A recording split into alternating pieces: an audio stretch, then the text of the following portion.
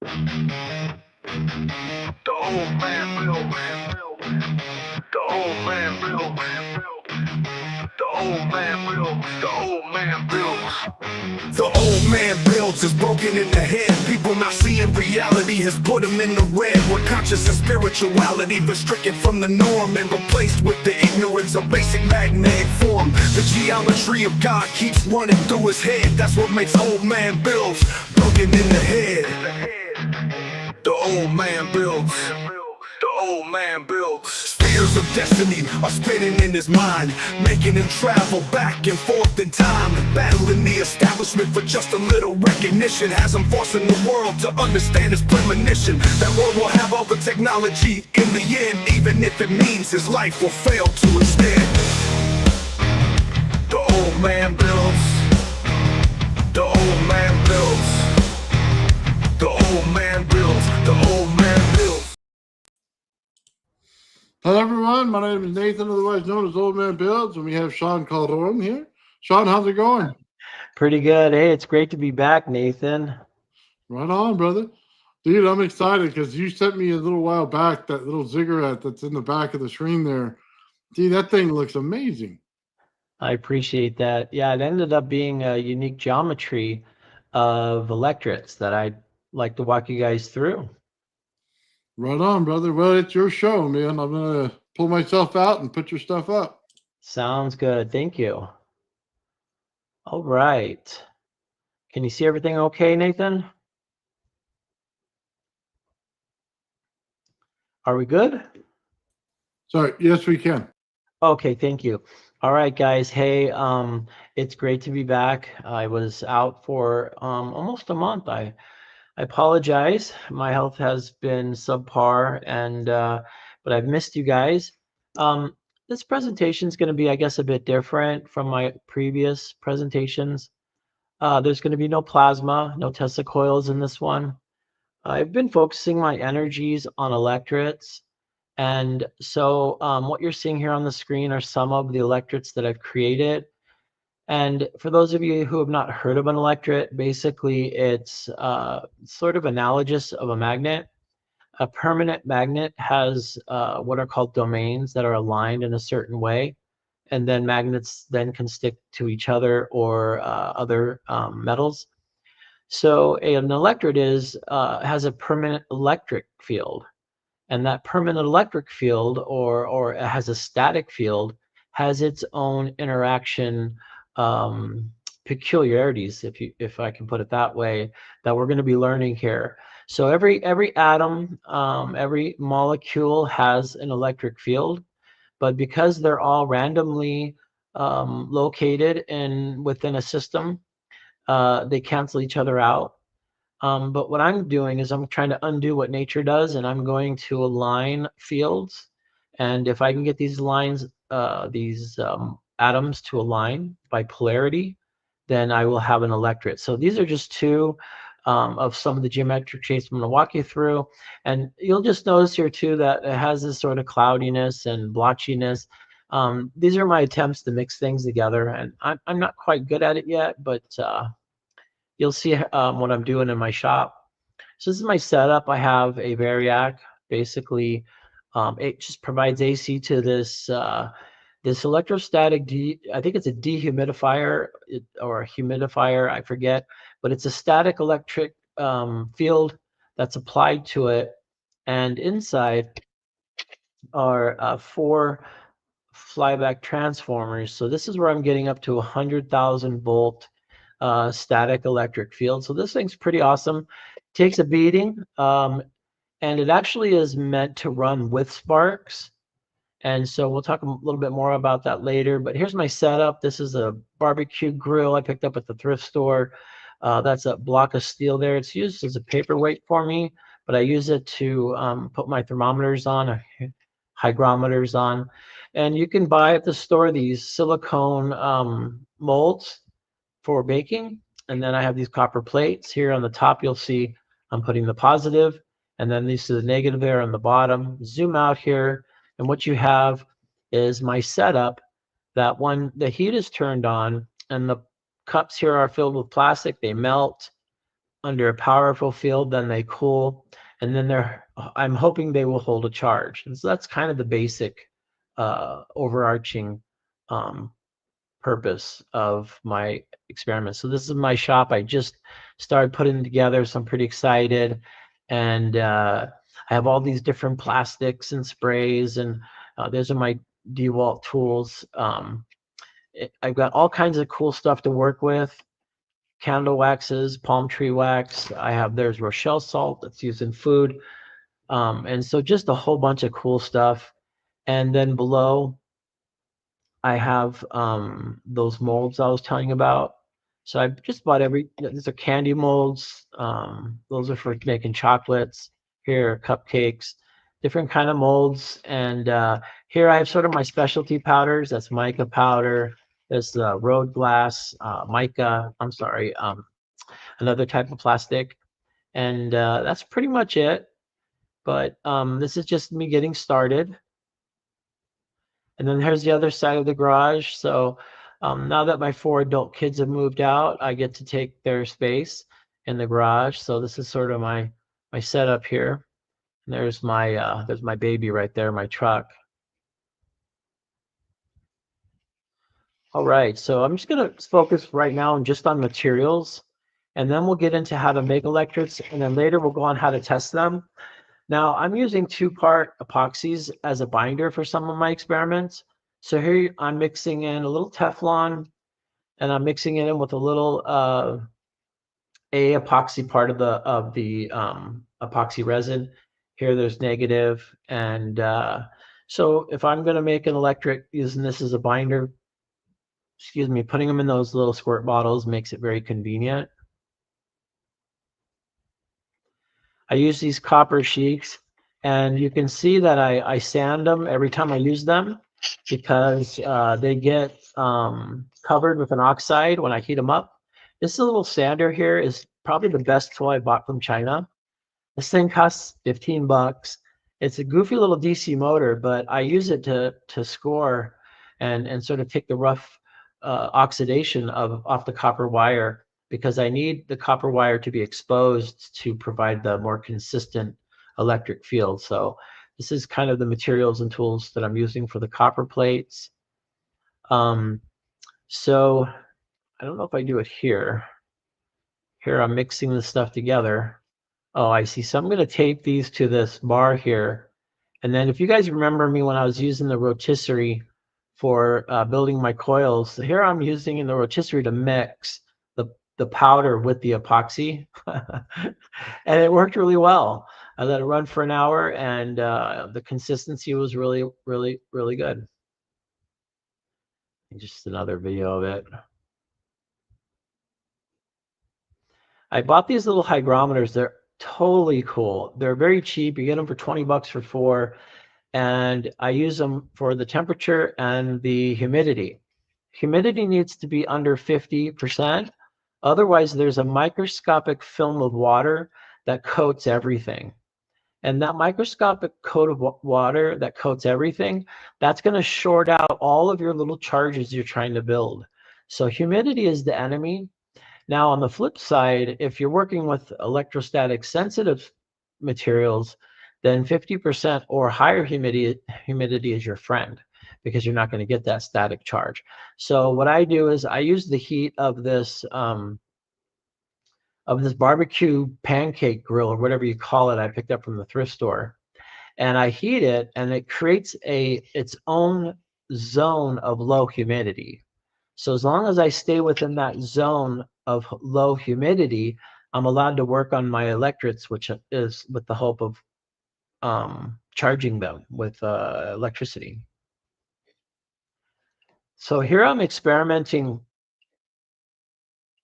with sound, and I wish you could hear the sound, but what I'm doing is finding the resonant frequency of the workbench, this grill, and the items on the grill. Now you might be wondering, how am I doing that? Well, what I'm doing is this little subwoofer here.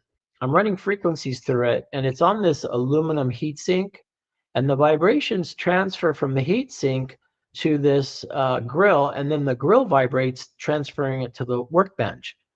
So when I dial it in perfectly, everything shakes. Now this is a super thick, super heavy workbench, and yet it vibrates as if it was made out of balsa wood. I mean, it's incredible. And so I'll just tune it to everything. Sort of has this vibration, and then there's this sort of hum. It's almost like oh boy, it's not a hum. It's a yeah, I can't explain the sound, but that's when you hit that. That's when you know you've hit the resonant frequency. And this desk here is connected to another workbench to the left, and they're separated by about 1 millimeter.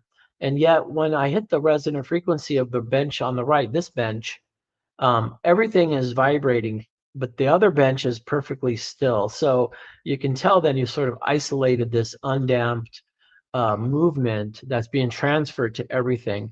Now, my hope is eventually is I'm going to try to find the resonant frequency of the actual plastics that I'm putting inside these molds. And then that way I could really undamp, mechanically resonate the materials so they're I guess overdamped and more receptive to being controlled, controlling their polarities. I think this is just another test that I'm doing, and I thought that it's neat to see visually. Right now, it's changing different frequencies, but you can tell me when as it hits resonant frequency, you can actually visually see it, which is fascinating. You see, I'm getting close. I've done this with different materials too, and they're different frequencies.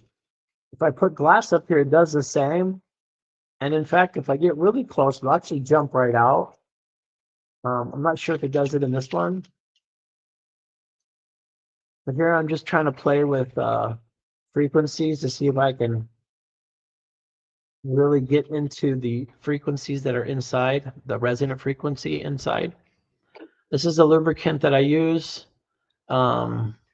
Here you can see I made a little brew. I put it in the silicone molds. These are made for small cupcakes. And I filled it in, and now I'm going to put the copper plate on top. It'll be sandwiched in between a field of tens of thousands of volts. And it'll add a little bit of vibration here, like I shared earlier. So now we're getting heat, we're getting an electric field, and now we're getting sound, or basically vibrations. And again, what I'm trying to do is, I guess, disrupt these molecules so they align, and they align within the polarities of the high voltage power supply. This is the plastic I highly recommend anybody and everybody that needs a tool or needs an instrument, and you don't have a 3D printer handy. This plastic is incredible. It's called, its technical name is PCL. If you look up PCL plastic, what it does is it has a melting temperature of 140 degrees. And so this hot water causes it to melt, and then you put it in your hands. You can make anything you need, like a quick, I made a quick stand for my meter right when I needed it. And then when I was done with it using in that capacity, I throw it in a cup of hot water and I make something else out of it. When it dries, when it cools, it's very hard. It's a really decently hard plastic that you can make into anything. It's funny because it's just a kid's thing, but I use it now on a number of things. Here I made this real complex design here. It's called the hand and the palm design. No, seriously.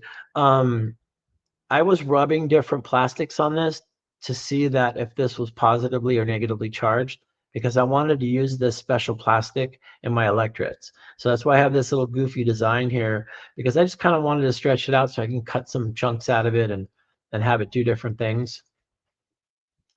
Here's another thing that I'll do. I'll coat powders on these pellets. And so this is another way. And here are the ziggurat molds that you'll see from the ziggurats that you saw on the first slide. These are made for candy. And so you got to kind of, they're they're not really, oh, you can get these at Amazon. I think I ordered this from a bakery site. And so these unique shapes are pretty fascinating. And I found out that this geometry has some boy, what's the word? Some properties that were I couldn't have guessed what they would be, and they're still a little bit mysterious. A nice thing to do is pre-charge. This comes from directly from Brent Jarvis's patent application. He talks about this, how you can pre-charge materials. So before I put my materials in the mold, I'll put in a powder and to interact with the plastic pellets, and then I'll just shake it in the bag. And when I pour it out of the bag into the mold, some of these are so charged, they're like Mexican jumping beans, and they'll just jump right out of the mold. So that's what pre-charging is. Here you can see I have all kinds of different plastics I'm experimenting with. Another big thing I do is this toaster oven I too got from the thrift store. Actually, I think it was given to me. This preheats the plastics. That way, when I put them on the pancake grill, it's not just a one-sided heat, but it actually has a more thorough heat, and therefore more of a charge can be placed in them. So this type of plastic here, if you try to buy, let's say, 2 pounds of it, they'll charge you about 12 bucks, 15 bucks a pound. And here I got 25 pounds for about 15 bucks. And the reason for that is you have to sort of get off the beaten path. You know, I'm looking at candy store molds. I'm looking at, these are for filling children's toys or blankets. And so I'll talk a little bit more about that later, but I'm kind of showing off how this is very expensive unless you really look for it at places that use it differently. This is another, it's called the smokeless grill. This is my upgrade from the thrift store, then my pancake grill. And as you see here, I'm creating an environment that's under 50% humidity because that's important. It's 82 degrees in my garage, which is quite warm, but yet heating up this grill, this whole area becomes friendly to building up strong static charges. And I'm really liking this grill. And so I'll use this grill to adjust to different temperatures. And what you'll see here is, okay, this is a certain humidity, this is a certain temperature. That's what I'm going to work with. So sometimes I work inside the grill, sometimes I work on top of the grill a little bit, and this gives me the variability that I need. Another thing is they have this stuff where you spray, and what it does is it protects your, let's say, clothing from getting soaked in the rain. And so if you, I think it's called hydrophobic spray. And so if you use that spray, you can spray it on your shoes, you can spray it on your t-shirt, and then go out in the rain and everything will be waterproof. Well, the stuff is kind of expensive. And so I had this this can of pause here, of just clear gloss. It was like $4 at Walmart, and so way cheaper than the hydrophobic sprays. And yet, when I sprayed it onto this ziggurat, it came out perfectly. It sealed it. So this became resistant to the humidity. When the humidity is 50% or higher, my electrets charge are cut in half because it's fighting the microscopic film of water that's covering everything and shorting everything out. So spraying with this cheap spray now seals it. It's pretty cool. Worked out.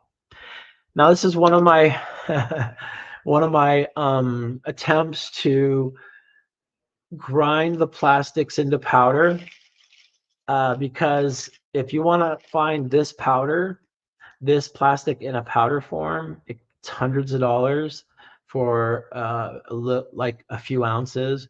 I don't know why that is. It seems absurd. Why is it so hard to take this pellet and send me it in powder form? So I bought this this grain mill, And my hope is I'm going to figure out how to get these blades adjusted and then grind this plastic into powder. That way I can get more of a consistent plastic. So that's my reasoning there. And the nice thing about buying the grain mill is my wife and I have a little homestead up north in Wisconsin. And so it's always nice to have something that's going to be able to grind the grain that I'm going to grow on the property, or corn or whatever we're working with. So it's kind of nice that these pieces of equipment have have dual purposes. My wife doesn't buy that excuse. She says that I'm just buying it because I want it, and she's sort of right. So this is going to be my next power supply. This mean looking Marks generator is going to provide minimally 1.5 million volts DC. So right now I'm working up to, with my current, I'm working up to 100,000 volts DC. And actually I'm only getting maybe a fraction of that because of other technical difficulties. But this thing is going to give 1 million volts, and it's going to give it in a sort of a nasty way. It's going to just send a positive pulse, just jerking the plastic that I'm going to put in between. It's going to just be jerking those atoms into place. And so I have to build a safety area. I have to build safety around it, fire extinguisher. I'm even going to put a little bit of, I think I'm going to cover it with a blast shield that I made. But this is what's going to be supercharging my electrets down the road. Let's see.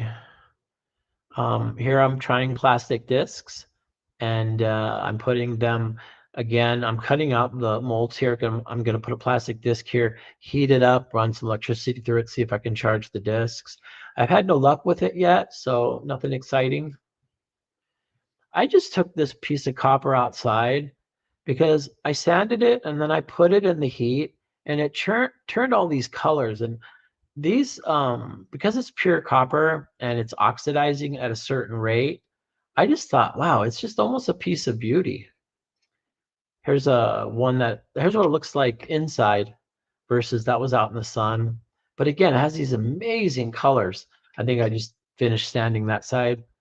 And I'm always cleaning these things up because every electret experiment, these things get covered with oxide, and then I gotta clean them up. And it's a labor of love. It's fun.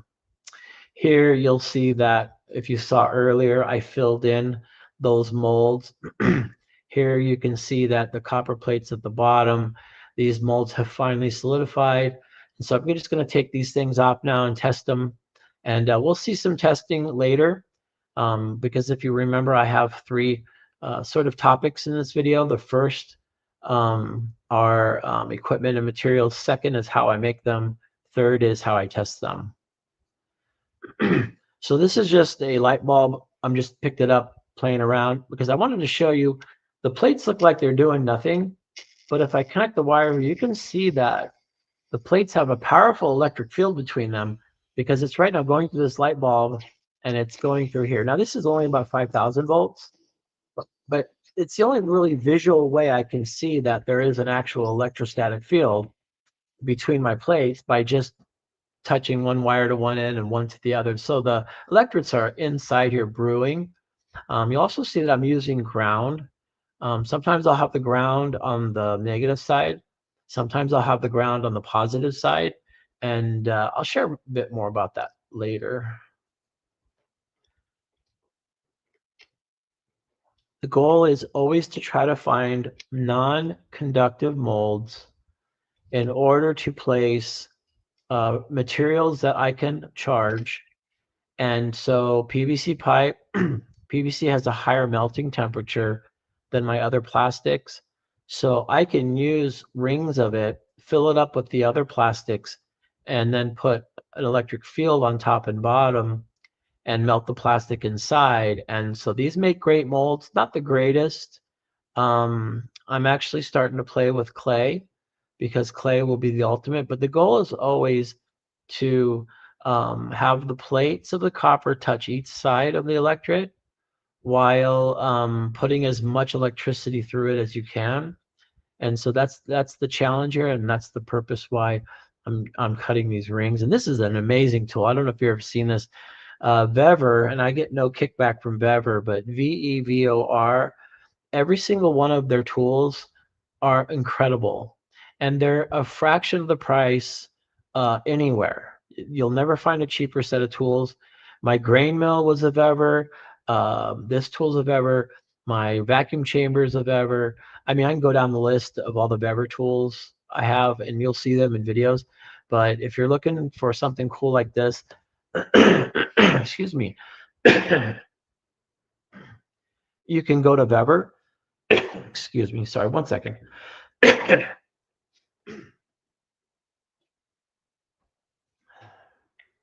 Sorry about that. So yeah, I highly recommend them. Their motto is half price tools, and it is. Their stuff is way cool. So this is what the plastic looks like when I'm putting it in the toaster oven. And I think I'm going to bake these. I bake them until they're clear. There are 3 phases when you're working with polymers, another word for plastics. First phase here is this solid phase. The second one is where they turn clear. And I think that's called the glass or glassy phase. And then there's the melting point. And the melting point then when it becomes basically as much liquid as it can based upon a number of factors. But working with it in the glassy phase is what I want to do.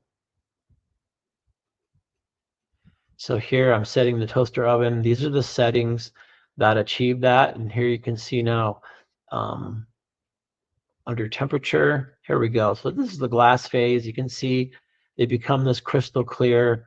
And this heated up to about 380 degrees. It's just under, I'd say just under 400 or no higher than 400. This was a trick, not a trick, but a technique I call it the brownie approach. So you know how you just put the brownie dough and you let it cook and in one pan. So I thought, well, I'm going to spread the plastic in between the plates, and it was an epic fail. I think this is one of the pieces of the brownie approach. Sorry, the video's not great. This is one of my field strength meters. It's about 6 inches away and it's showing a negative field. As I bring it closer to the sensor, it increases the field strength.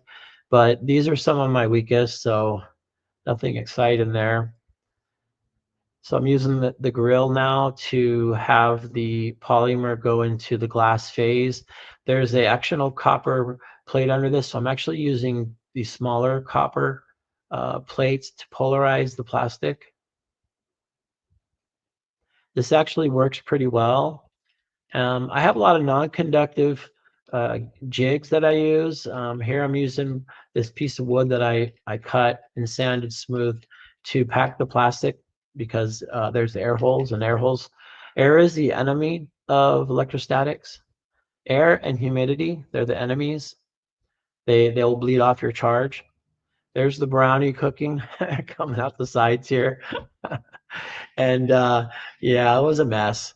But I still cranked thousands of volts in it and heated it up as hot as I could, and I learned. This one was strange to me because it stuck to the top and then it formed this tree. Now, this was one of my worst electrets, so nothing cool to say about it. But plastic seems to work in fractals. This sort of looks like fractals to me. Thought I'd share that. There it is. Very strange, peculiar. Here it's coming up to the meter. It's got 20,000 volts, which is exciting, but an hour later it was gone. So sometimes there's just what's called a contact charge. And that is if you pull 2 things apart, it has a big static cling to it. You've seen that socks and pulling them out of your clothing dryer. The socks will stick, and then pull them apart, they'll have that crackling noise. That basically is what you saw there. It was a high voltage, but it was gone in no time. This burnt piece of plastic here is one of my strongest electrets, and you'll see it later in action when I test it. These are some of the molds, and these are some of the plastics, and I'm just constantly trying new things. This was like a bar of a certain type of plastic. Its name is POM. If you look up POM, that's the plastic in here. And it's another word for it is acetal. And the regular plastics I use are polypropylene or polyethylene. And polyethylene I'm having a lot more luck with. And those are those candy molds over there that you saw that I'm going to be using. All right, so they are in the cooker. I'm maxed out the heat, and you can see that the arcing from the top plate to the bottom. So you can see I'm pumping tens of thousands of volts into it. And again, the heat is supposed to really get the atomic structures, the molecules in the plastic to sort of move around, if you will. And as they move in the heat, then the electric field says, hey, you need to point toward me because I'm positive, or vice versa. And so this is an example of one of my setups. And I'm always watching the humidity. So it's 34% humidity. I know it's a lot less humidity inside there with the heat, but it's just good to know the area, the surfaces I'm working with. I put some kind of weights on here.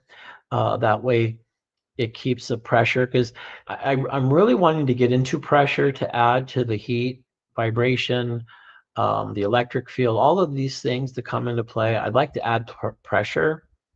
So I'm working on that. It's going to be in the future, but these weights help. Now you can see that this is my first batch, and they look horrible, but they actually worked. And that thing is probably, it's my second worst electret right here. It literally had no charge. It was a piece of junk. So my first electret, ziggurat. And you can see, so trying to mix plastics together is very difficult. This is usually what you end up with. So it just takes some learning. And I've been getting better each time. So let's see what I'm doing here. Oh yeah, so these plastic pellets, when they get in between these weights and the heat, they form these structures under the electric field. So I thought that was really interesting. Those weren't there. The metal was perfectly clean before this.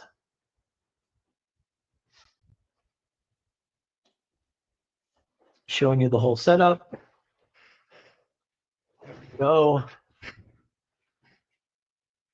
And I've got a full load, so it's 4 plates. The voltage actually travels across the aluminum tape on the top, which is pretty cool. So I've got circles, discs or hockey pucks, and ziggurat molds. Again, here's another setup. Okay, so here I'm doing something that didn't work, but I'm pretty bummed about it. I'm gonna try to get it to work. I'll show you here. Let's see. Right. So if you'll see here, the red is up from the upper left corner. This red wire is the positive. And of course, the other side here is the negative on the bottom plate, the bottom copper plate. But what I've done is I've grounded out the top, the red wire.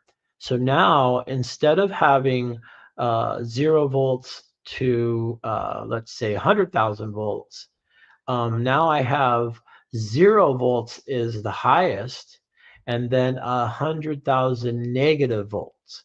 Now, I have some ideas of why this didn't work, so I'm going to try this again. But I really think this is going to do something amazing in the future. But I had some problems with the electret with this experiment, so that's why I need to revisit it. But it's very fascinating. You might want to look at that when you're developing an output of high voltage. What happens if I connect the positive of the high voltage to ground? That means that the negative and between the positive and negative, it'll be all negative energy, all negative volts, all negative amps. So I thought I'd share that. It's a pretty cool little trick. It's not going to hurt the power supply. All the power supply cares about is, am I giving you 100,000 volts? And so whether it's negative or positive, it's incredible. It doesn't matter. Here, I took off the 2 prongs and just kept the ground prong.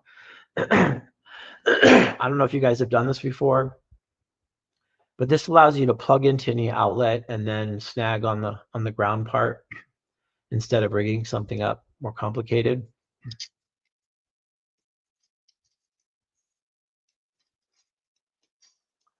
Another setup, I space these out a little bit more, and you're kind of seeing the brightness of this is 10 times brighter and louder in person. But this is showing just how tough and mean some of the electric fields that I'm working with. Let's see. Now we're in the making phase, so we'll get to the testing here soon. But I'm using these little Reese's peanut butter cup to hold up these different shapes. And so I have all kinds of different shapes. I have all different kinds of plastics in this one. So the one here that looks like a cat turd, I was basically going through our recycled plastics and throwing them in these slots, and just to see what they do. And this one, the one that looks like a chewed up rotten banana, that was oh boy, it's the plastic they use in binders for paper binders. So yeah, epic fail. A lot of this stuff fails, but it's fun. These I had big high hopes for the spheres. They don't work in this setup, but the spheres do work when I put the wire down in the middle. And so I've only done that once. It works, but I'm going to set up where multiple wires go down the middle. Now, tinfoil is very important to this process. The reason for that is right now you've moved the positive sides, the proton sides to one end, and you've moved the electron sides to the other. And so right now they're trying to coax the other molecules to join them. Now, if you leave it in the air, what happens is the air is going to pick off all of those charges from the surface. So now you don't have any help from the surface charge.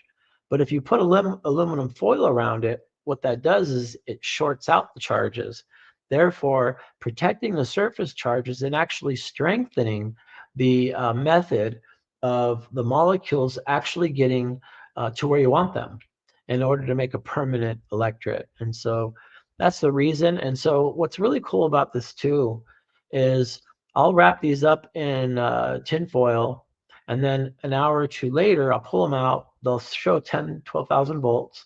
I'll leave them out for about an hour. They drop to about 3,000 volts. I put them back in the tin foil, and then a couple hours later, they're 12,000 volts. So that's really, really cool. It's really necessary, to be honest, if you're in your garage making electrets. My guess is if you're in a high-tech lab, maybe there's a workaround for this, but this is the poor man's electret aiding device, very high-tech tinfoil. So you can see I'm getting better at making a full one of the ziggurat here. And when it gets these little charred spots, I thought those were the enemy, but as I'm finding out, and Brent Jarvis pointed this out to me, and he sort of just planted the seed in me that, hey, did that get carbon on it? And I basically was trying to avoid it, but as I got more carbon, I found out that the electrets were getting stronger. So this plastic it's a single plastic, and then it's mixed with this powder here, and this powder is Teflon powder. And then I put it under the techniques that you saw earlier, and then right out of the oven, I put them immediately in aluminum foil, and then after a little bit, I start testing them. There's a real up close. You can see it. Teflon doesn't like to mix with anything. Teflon is the devil to work with because if you have this nice, soft, pliable plastic and it melts nice, it charges up, it's beautiful. And then you get this Teflon and you mix it into it, the plastic becomes or takes on the properties of Teflon. Teflon does not melt. Teflon is hard as a stone, rock. Teflon is some tough stuff. So it's sparse here in pockets here because it's tough to mix. I think I've come up with a way to fix this, but that's why you're seeing these little clouds, these little white clouds. Even though Teflon is the devil, it's also the most powerful plastic to charge. So I'm getting my best charges using Teflon. So it's a love-hate relationship we have. Here's the original picture that I shared with you. So now you kind of have an idea of pouring the plastic pellets in and mixing the Teflon, putting them under heat and all those other stressors. It's another top view. This is version 2 of my setup. So I have version 3 that's coming. And I think you guys will find it interesting.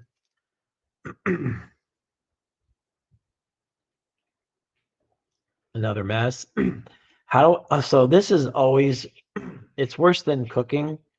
With cooking, you sort of soak it and the dishes are clean by scrubbing them. Here, you have to use heat, and you have to use a great heat and with putty knives and scratcher pads. So it's always a mess to clean up and get ready for the next set. And look at this. This is my next batch that came out really clean, really nice. And let's see how they test. Showing you guys more of my messes that I have to clean up every time. You can see the toaster oven. Okay, so one of the biggest challenges is consistent heat for the electrets. So trying to manage that consistent heat, I thought, well, you know what? I'm going to drill some holes into this toaster oven that's all metal. Then if you can see over here to the left, this is the ground wire, the negative wire from the power supply. And here top is a whole jumbled mess of silicone, baking silicone that I formed into this this sort of insert. Now I can lower the positive wire down onto the positive plate, and now I can zap the plastic while keeping a very thorough and complete and consistent heat. And so to me, this was going to be the biggest win because consistent heat has just been a constant problem, even with that lid. So here you go. I've triple padded the wire to be heat resistant. And here that's the positive dropping down. And we're going to get ready to make some electrets inside this. And you can see now this is my tests. It's creating some beautiful plasma in there. And now one of the tricks is that this thing's all metal. So in order to get the metal to only stay in this one little spot was very difficult. It looks easy, but it was not easy. So now that I have this controlled plasma in the center of an all steel container, maybe I can harness the strongest electric field to make the better electrets at consistent heat. So there you go. It's got that beautiful plasma discharge that I like. There's the silicone molds, and I mean, I was so excited about this. This was a big win for me as far as upgrading my lab equipment because they don't make stuff what I'm trying to do. So it's basically the thrift store and what's laying around the garage that I have to use.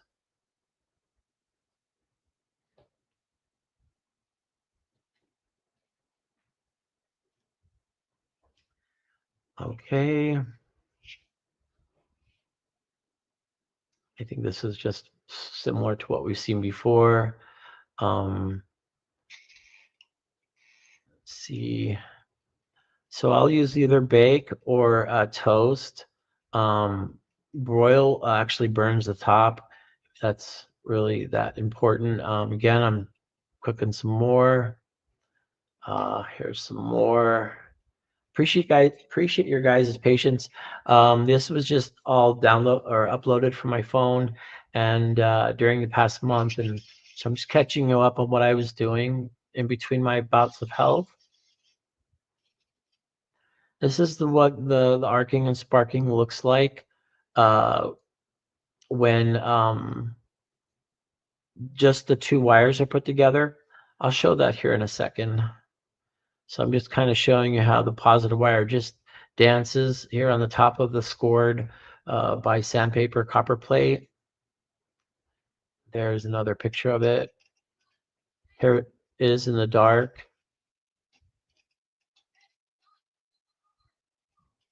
I'm watching my true crime channel, TV channel.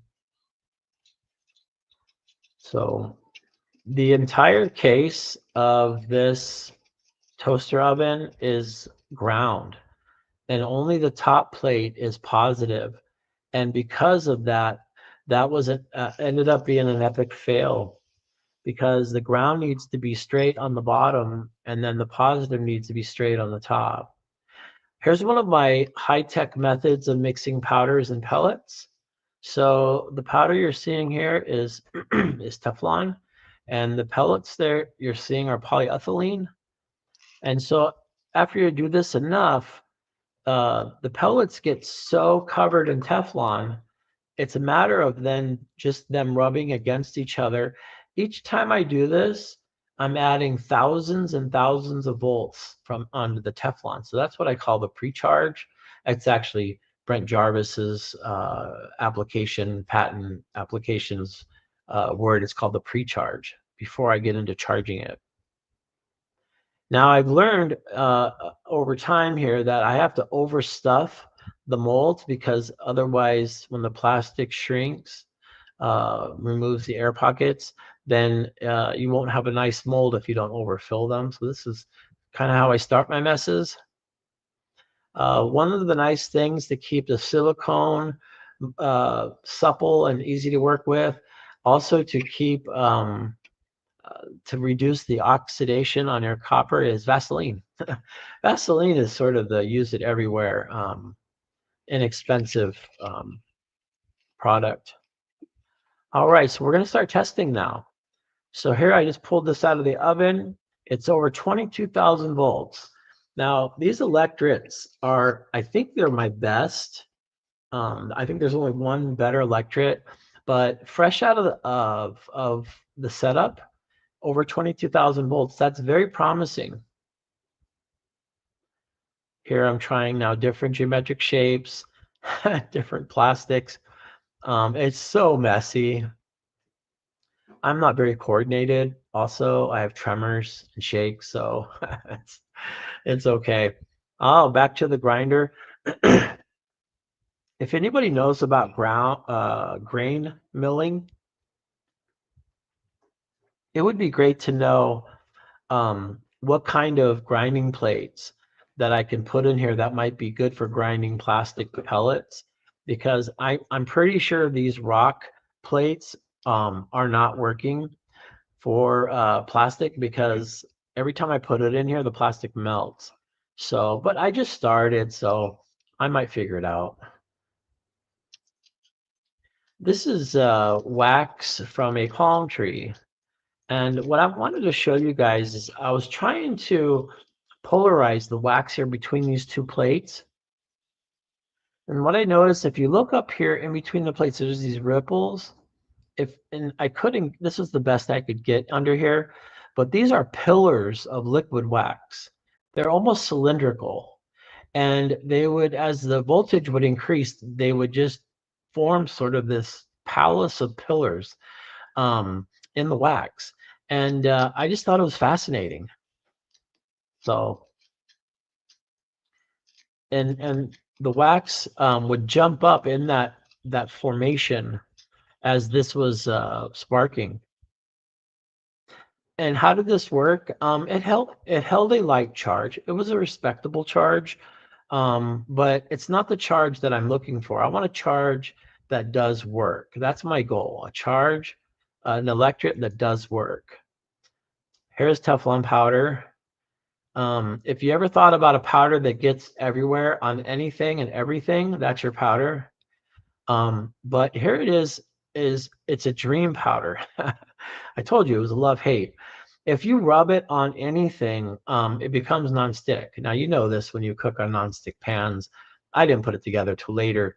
But yeah, my cleanup was way better after I learned this little trick. Finger rub everything in a little bit of Teflon powder, and everything becomes nonstick. Here I was trying to get higher voltages, so I put the plate, the positive plate and lid, and I'm cutting out the bottom here because it's always good to get the plastic touching between the plates. The closer you have to the plates, the better the electret. Oh boy, we're going long. We're almost done, guys. Alcohol is your friend for resetting everything. So if you wipe silicone, you wipe your plates, everything, it resets. It makes it really dry, so you need the Vaseline. But alcohol, isopropyl alcohol is the best. Here's my messy lab. I think I'm going to show something here. No, I just think I'm showing you what I'm doing. Yeah, this is my setup. So I sit here hours a day, and you can see my garage is quite a mess. And yeah, this is my area. This is a little bit more. Oh, those are the discs. They were a fail. I got to get through these. I apologize, guys. I thought I'd get to the testing here quicker. Let me skip to the testing here. So this is a lamination machine that I picked up for from Amazon. I thought, why don't I just put different plastic materials and laminate it and then shake it and see if it has a voltage? And it actually ended up pretty cool. Here it's coming out. So if you have a laminator and you're bored, run powders through it or glass beads and shake it. You'll get a voltage. And so here I put some glass beads there, and then I run it through the lamination machine. I have a lot of material. Oh my goodness. We'll get through this. Thank you guys for your patience. So what I do is I ran them both through 3mm, and then I combined them and under 5mm. So now I have a positive, which is the glass, and the negative is the Teflon. During the testing, you'll see how they work, but right now I'm just focused on making, which I think I'm going really long on here. So let me get to the testing. Let me get to the testing.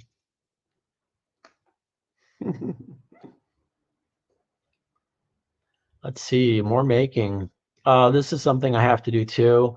That's an electret that exists, but because it's humid in my garage, I have to bake it for a little bit, and then I put it in a plastic bag. Otherwise, your electrets are going to suffer in the humidity.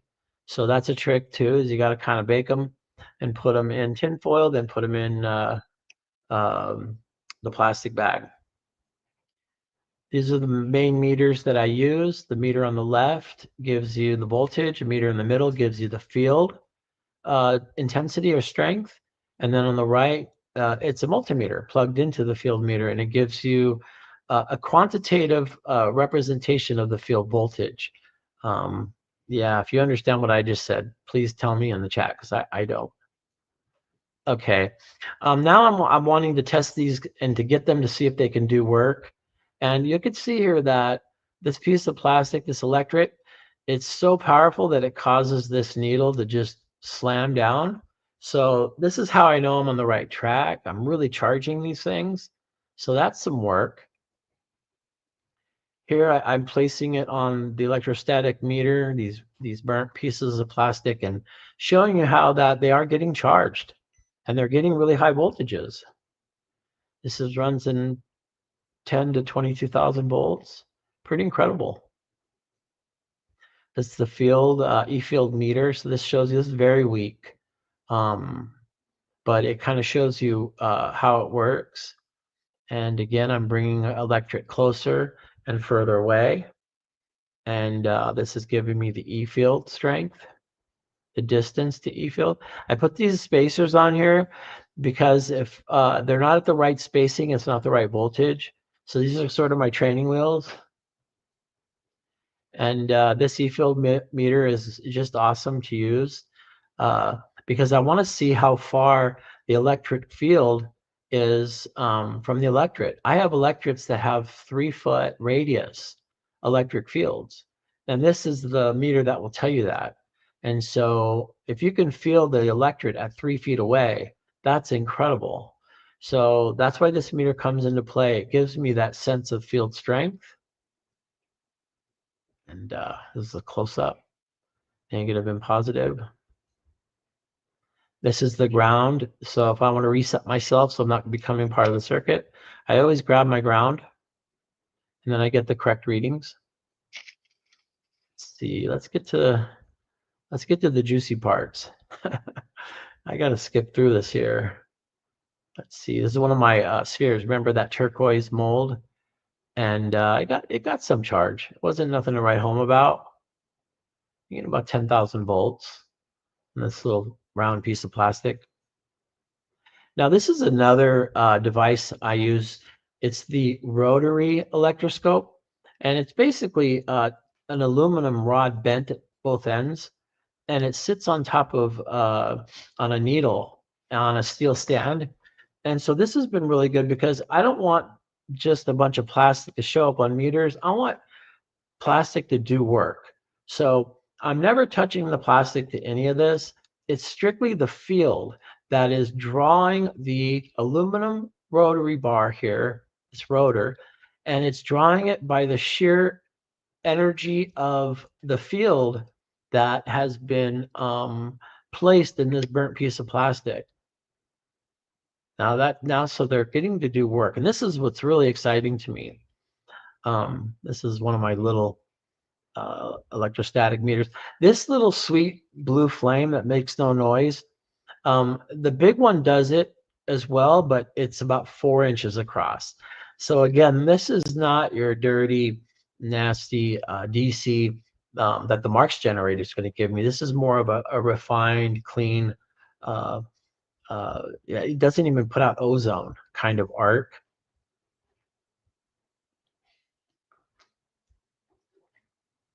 Testing fields, polarity and strength.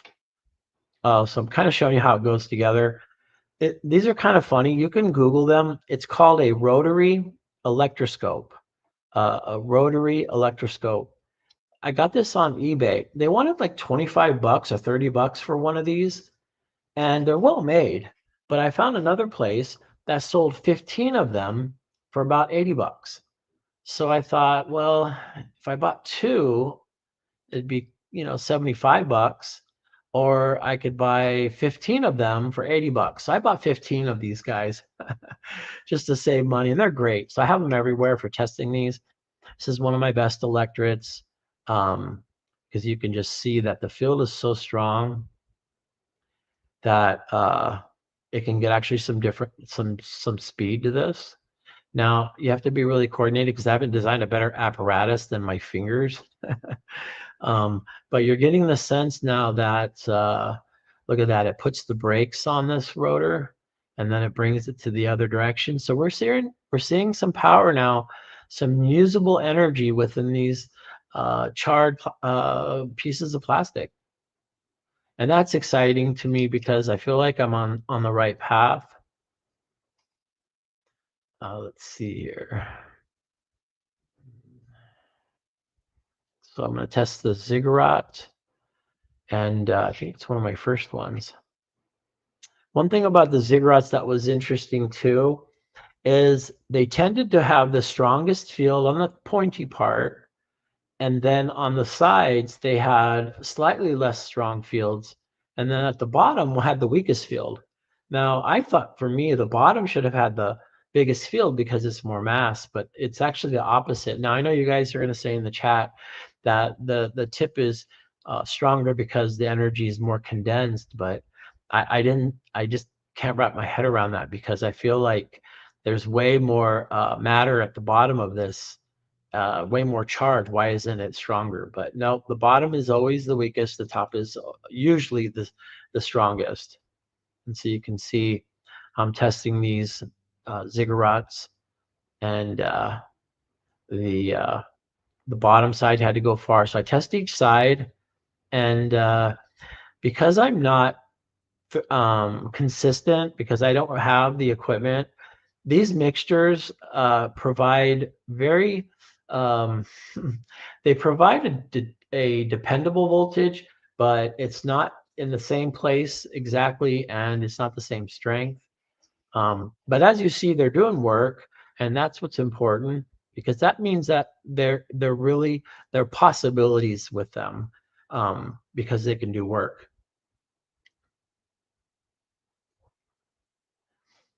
Let's see, more testing. Let's see. And it's just, it wants to try. It shows you kind of, a lot of my electrets do this. They just don't work. And here we're kind of seeing something different because it's stronger on that one side. But again, it's so fascinating because this is not a ion wind. It's not magnetism. It's just sheer electric field that every molecule of every atom has, and yet it's being manipulated here to control this rotary and perform work. It's pretty incredible, especially when I'm pulling these ziggurats out, and they're a week, 2 weeks old. So if I wasn't getting a charge in them, why is it lasting weeks?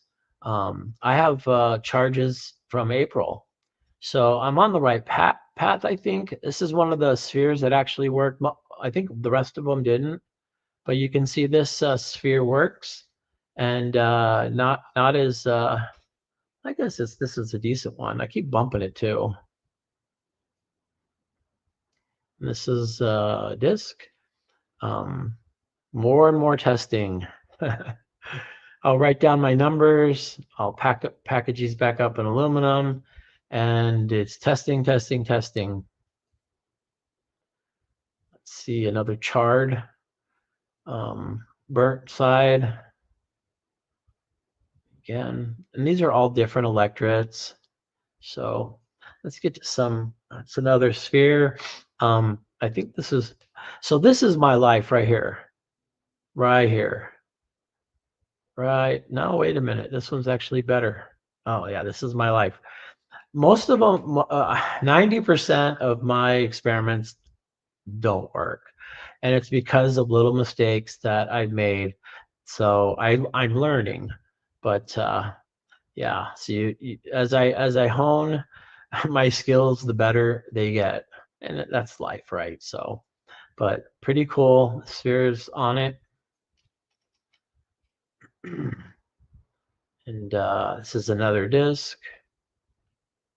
So again, pretty cool stuff. I can't wait to get these stronger, then stack them, and then be used as a power source. It's kind of one of the end goals. I know Brent Jarvis is so creative. He has so many ideas. I'm just his grunt, making Nikes in the basement. Let's see here. This is ziggurat. And they're just getting stronger as I work with them. So each batch gets stronger and stronger.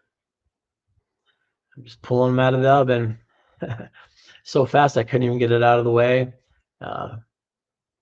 Yeah, it's pretty awesome. And I've been working on a motor. Jarvis actually sent me a really cool motor schematic, and we're both on the same page. Here I'm showing you that's about 18 inches. You can see the field. So ziggurat's doing pretty cool. Another ziggurat. I think this one's another 18-inch field. Yeah, maybe a little longer, maybe 2 feet. Look at that. That's incredible. This is one of the motors I designed. I connected it to the high voltage power supply.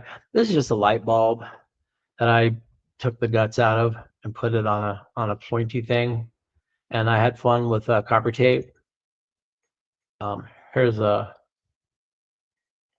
picture of it. You just put in 1,000 volts and this thing just goes crazy. Let me see if I have a, it spins for minutes. Oh, I wanted to show you. Let me see if I can do this. Yeah, okay. This is how I put the copper tape on the light bulb. I cut it in strips, spaced it out, and then I put the light bulb on top of that pointy thing, and then I put, the wires don't touch on each side. The wires are about a quarter, 1/8 inch away. And so my hope is to connect a powerful enough electret on each side at different polarities and then to get this motor to run. It's kind of the plan. Some of the materials you're seeing here that I'm working with already have a charge by just jiggling them a bit. This is a powder. It's called a ferroelectric powder. It's very special stuff. I got it from Istanbul, Turkey, from a little chemical factory there. And this is gonna, I think, take me to the next level. Okay, so here are the materials I used to make the electroscope. I'm sorry, the electromotor. But that ferroelectric powder, I think that's going to be the next step. I think that's going to be the next jump. The next level. Just kind of showing you how I hooked it up. Spins forever. So this was a mess. This actually caught fire. I was so embarrassed. I was going to throw it in the trash, but then my wife gave me flowers, though. She's sweet. So, and then I thought, well, let's see, does it have any charge? Well, I mean, it's a burnt hockey puck, but it's got something. So I thought, well, I'll put it in the bag, I guess. The burnt part is the actual PVC pipe I put it in.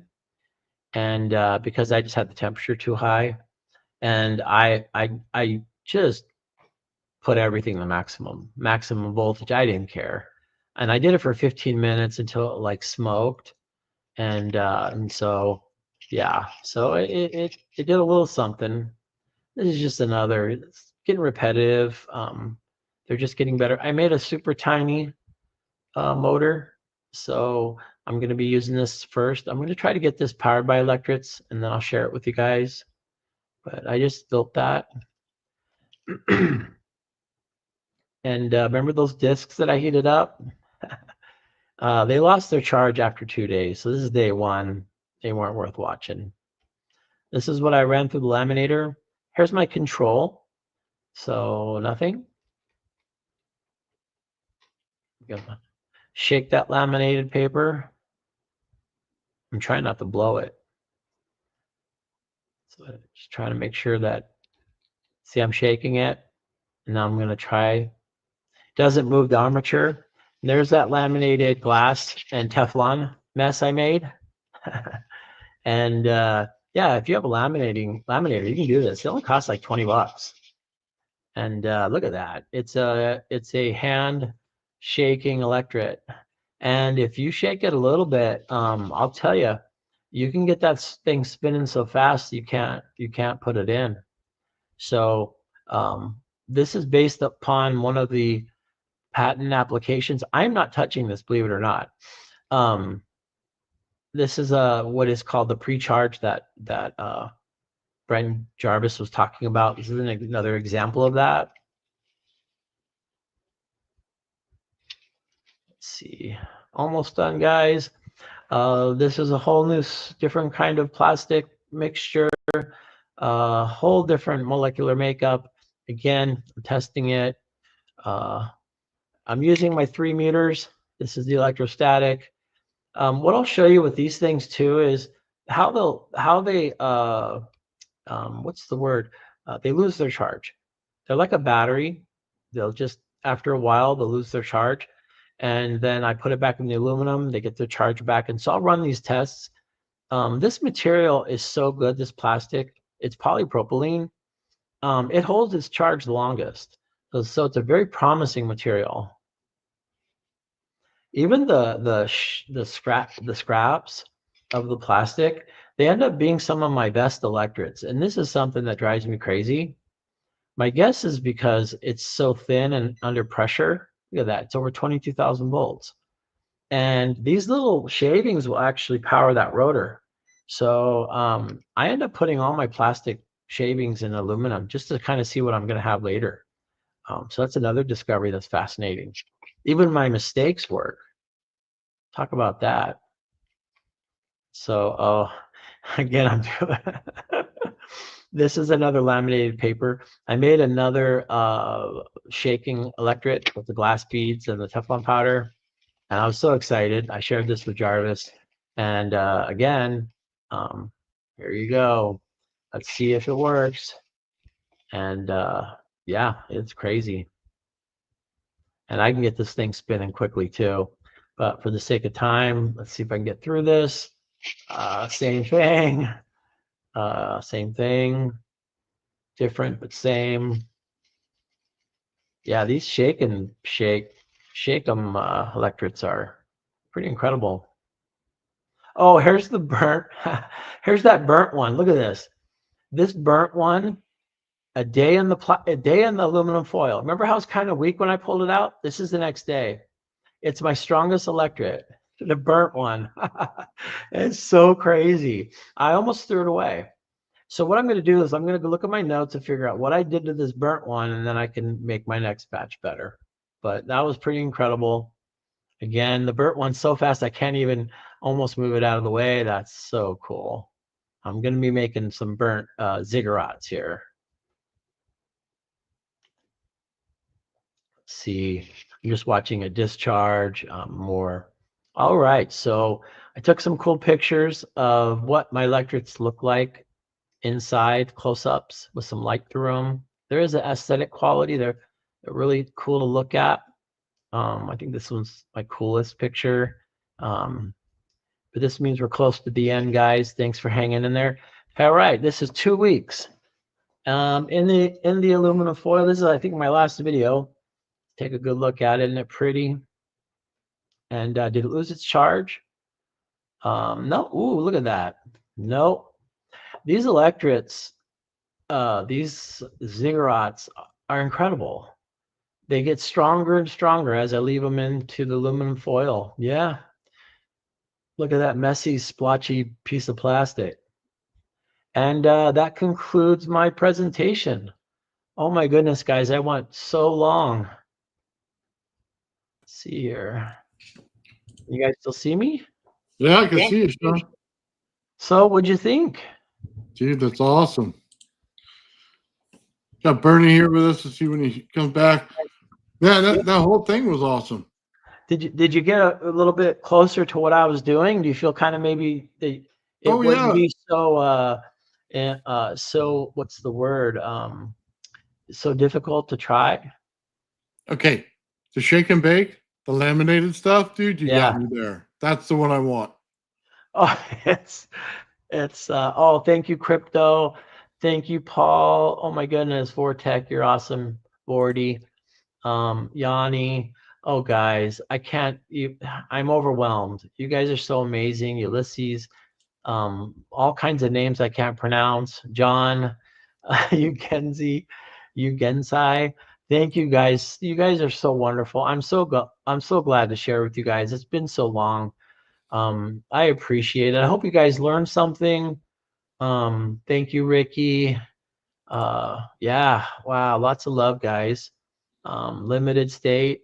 I wanted to make electrets accessible, and the only way I could really do it was under Brent Jarvis's leadership and his help. And also, we had a talk, I think it was yesterday, about what we can share and what we can't share. And we decided to just lift the lid and show you how the sausage is made. And that way, maybe you guys can replicate it and we can build these together. I mean, you can go to the thrift store and pick up a hot grill. I can tell you what plastics to buy. Thank you, Ian.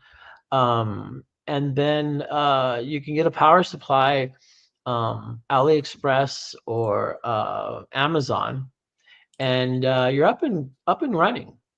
And yeah, it's incredible that they're getting stronger and stronger. And I really believe the ferroelectric material, it's a nano crystal cubes that I got from Istanbul. Uh, I'm waiting for another special ferroelectric polymer. And in combining those, I should have an exponential effect. And so these should be then running as self-charging capacitors that you can pull out of the aluminum foil and have them do work during the day and put them back at night. And so I think we're on the track for getting there. And so I appreciate you guys. A little, yeah, stop burning oil. Exactly. Turn into electrets. Yeah, this the electrets are made out of plastic, which are basically made out of fossil fuels. So instead of burning fossil fuels, let's charge them. Let's fill them with electricity. And so I think the sky's the limit. And yeah, let's, I guess, get to some of your questions first. What do you think, Nathan? Dude, I'm blown away, Shawn. You got so many cool things over there, man.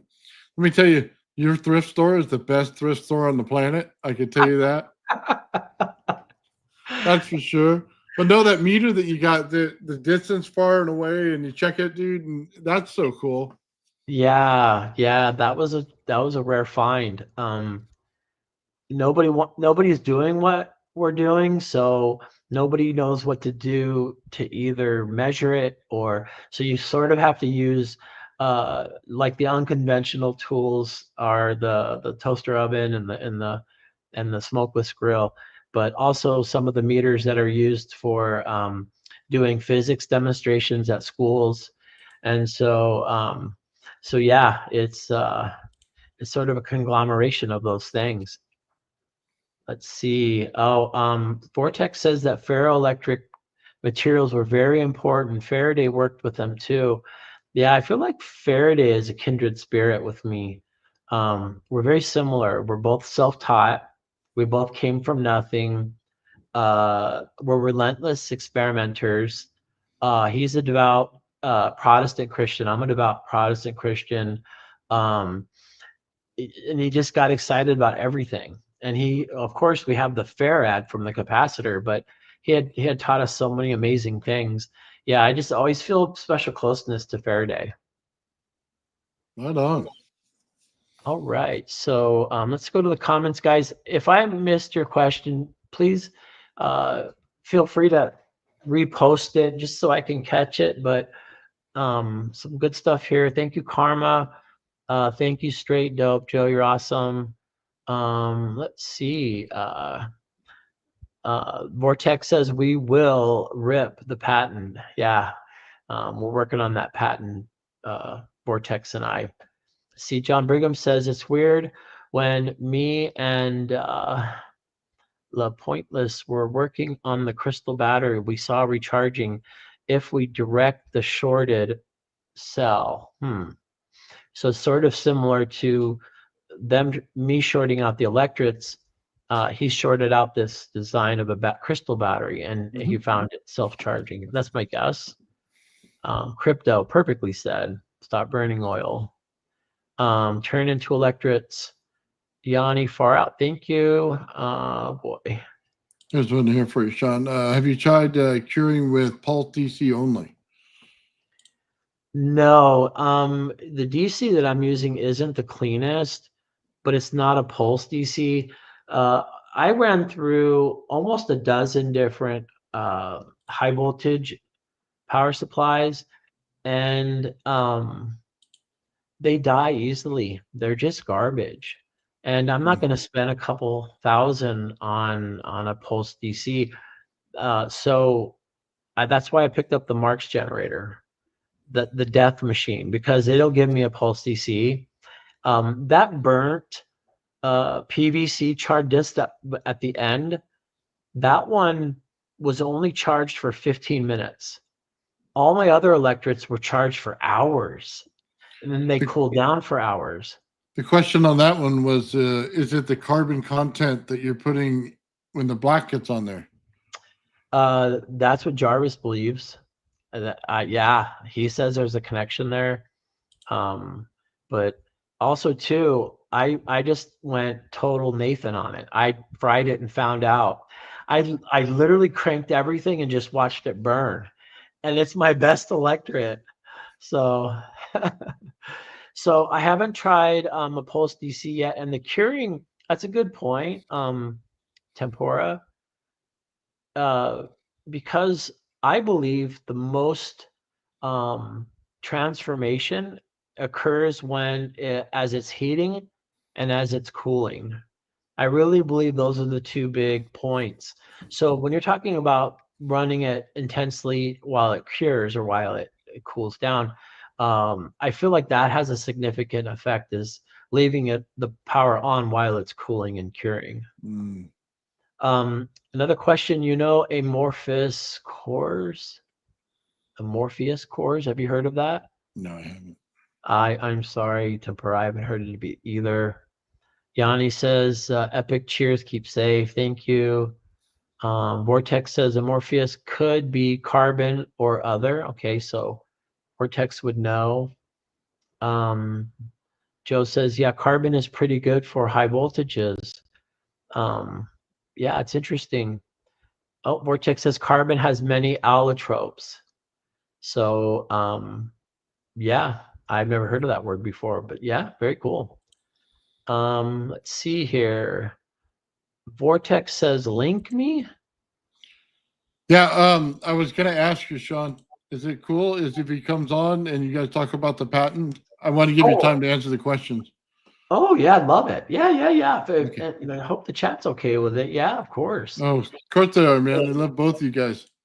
Yeah, Jarvis is the guy. I mean, if you have everything question Electret, man, he is the expert. I'm just his one-eyed humpbacked assistant. Yeah, don't ever go there with us, Shawn. We all know better than that by now. Okay. You're like I'm the your brains of the assistant. operation. Let me just tell you that. We Oh know. my goodness. Oh my goodness. Did you send it to him, or do I have to send it to him? No, I took care of it. I sent it to him right now. Okay. No, I'm intimidated by being the dumbest guy in the room, but I learned so much from you guys. It's totally awesome. Yeah, we don't buy that, Shawn. We've seen your work. We know better. Oh my goodness. Yeah. You see me burn plastic. Let's see. John Bigman says we have carbon in our bodies. That's interesting. Yanni says Jarvis is awesome. Yeah, he's okay. Bigman says water and carbon. Yeah. About that. Interesting. Crypto says, Shawn, you clearly have 2 hours. Yeah. What does that mean? Sorry. Oh, you have all the time in the world, probably what he's saying, but I know you have a time Oh, limit. So I appreciate that, Crypto. I didn't want to bore you guys. you always say that. Look, let me just tell you something. When you come on, it makes the show, Shawn. Okay. Oh, That's why you run your own show when you come on. You just do what you want to do because everybody loves it. Means a lot. It really does. I appreciate it, guys. With my PTSD, being around so much love, it really helps me. It's therapeutic. If I'm being honest, it really is. It's healing. So I appreciate that. Thank you, John. Darren says, let's go. Yeah, let's stop talking. Let's start doing. Well, that's kind of what the channel's about, isn't it? Everybody comes on doing something. So everybody gets to learn a little bit, get to work on projects. Yeah, exactly. I'm hoping that I can be that person who you can learn from all the wrong ways so you can get the right way. Because I'm sorry, I'm looking for your channel here on my iPad because I can read the comments better here. That's what I'm hoping, is that we all learn from each other's mistakes, because when people look at your Slayer circuit and they go, oh, that's so simple, just put a fan on it, right? And grab any transistor and, throw some wire around a PVC pipe. But they don't really have a clue that it spent hours of trial and error and learning, and because it looks so simple and it's so powerful is because it had the effort put into it. And so Well, yeah, because there's not a lot of information on the PNP circuit. Most of it's all NPN. No, nobody knows to run it backwards. What's up, Jarvis? I thought it was funny to say PNP is kind of pimp. PNP. They're pimping my ride. That's right. PNP is cool. It matters. It cracks me up because when I talk to Jarvis over the phone, I picture this guy in a suit and he's sitting in a big penthouse office. He's eloquent, brilliant. And then I get one of the brothers of ZZ Top. I go, I mean, I love it. I love the beard. If I wasn't married, I'd have a beard. Yeah, I mean, I was forced with literature and everything. It's good to have proper English and everything, but when I chat, I do try to be proper. It's funny. It's kind of an OCD thing, but I'm not. That's great. I'm not a proper.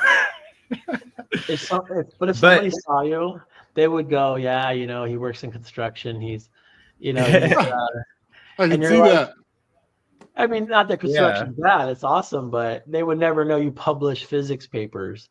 Which is incredible. But that's cool with me, because physics is so boring. Like, I feel like I get it, but I don't want to argue. I just want to do it, and the only people doing it are you guys.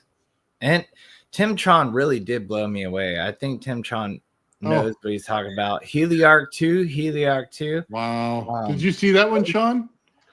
I started it. Ever since Jarvis said that he was impressed by those two guys, I actually put it in my queue and started it before we talked today. So yeah, it already got my interest. I already got my notebook out because I was like, wait a minute, what? He said something. Oh, I could hear it. They know what they're saying, So check this out. I'll give them a free plug. Dude, Tim Tron's been doing this Tim's been doing it for like 30 years. Okay. Yeah. For a long time. And then I can tell though. Yeah. Flint came in and he taught him what's going on. He's literally one of the only ones I know that's still doing this. Like after Bendini, it started dying off. Like Tim Tron is really legit. Honestly. Oh, he is. Well, the cool thing was, so check this out. They do on their Patreon, when you sign up, they give you one-on-one. So if you're in your project and you're trying to get the over unity out of it and you need that last little bit, man, you sign up with them and they walk you through it. And they're cool to send you parts if you don't have it. You know what I mean? Stuff like that. Mm-hmm. Dude, they're totally working with people. I'm just going to say this flat out, dude. I'm so impressed with that. There's nobody out there doing that that'll say, hey, I'll get on the horn with you and handle it. Yeah. Just imagine the confidence of setting that up. If you want to be one-on-one, I will tell you how to do it.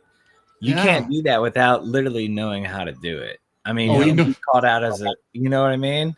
Yeah. But I know he knows what's up, I appreciate Tim Tron and Heliarc. I think they're one of the most brilliant presenters you've had. Elijah Attack is actually really doing good too. And always Bog Irish Ian. Bog Irish Ian is on another level too. And the whole group, everybody coming together. Yeah, Elijah's going to be here on Friday with Joe and I, kind of going over his progress. He was doing today. He's taking this light bulb and putting it between him and the ground, and it lights up. And he's got a circuit running in the room, so he found some sort of resonance point or something. I gotta ask him about it. And then, to be honest, man, we saw the same thing on another channel. His tag in the chat there is Thor, T-O-R. Dude, he did the same thing today, and he basically put two diodes on it, took an LED, and he put it next to his microphone, and it turned right on. Yes, dude, it was wild. Dude, one of the, like, I think it was the first presentation I did with you. You asked me about this guy that used a similar method of that. You can you can pigtail two diodes together and make an Emermenko plug, and you can tell which direction the current's traveling. So it's a one-wire method. It's a one-wire method. They mentioned that in the first part. He mentioned that, and we should be talking about electrets, but that caught my eye was electrets aren't the end all be all. I want people to know it's very important and it's a fascinating topic, but it's not, you know, it's important, but it's not, it's, you know, just like magnets haven't been, but the combination could be really cool is all I'm saying. It's not, we're not, it's important too though. Yeah, finish your thought, Shawn. Sorry. No, good point. You're right. Jar. He has so many nicknames. When he said that if you're running cold energy, the way you can tell is if you run it through a diode and then you have to look at it in the infrared. And what will show you is that if the PNP junction in the diode starts to cool, it's cooler than the ambient energy in the room, then you have cold energy. And oh my goodness, that's when my notepad came out. It's endothermic. Any endothermic reaction, like Tesla literally focused, and Philip hit on this with Faraday's live stream on League of Extraordinary Gentlemen. Philip hit on this. You want like a vacuum, because whenever there's a vacuum, say positive charge, if we imagine the electron as the mobile charge and you have a positive charge, it's literally like a vacuum that it wants to expand into. And if you take any gas and expand it in a vacuum, it's going to cool down. Oh, it's about time somebody finally said it.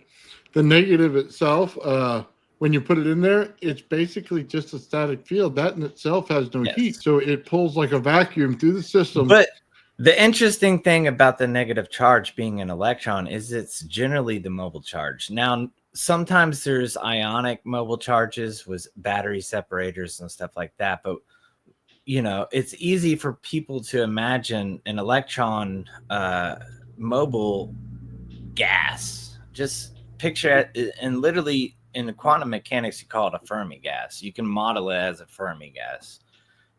But if you compress a gas and you expand it, whenever you compress a gas, it releases heat, and whenever you expand the gas rapidly, it absorbs heat, and it's an endothermic reaction that happens at that point.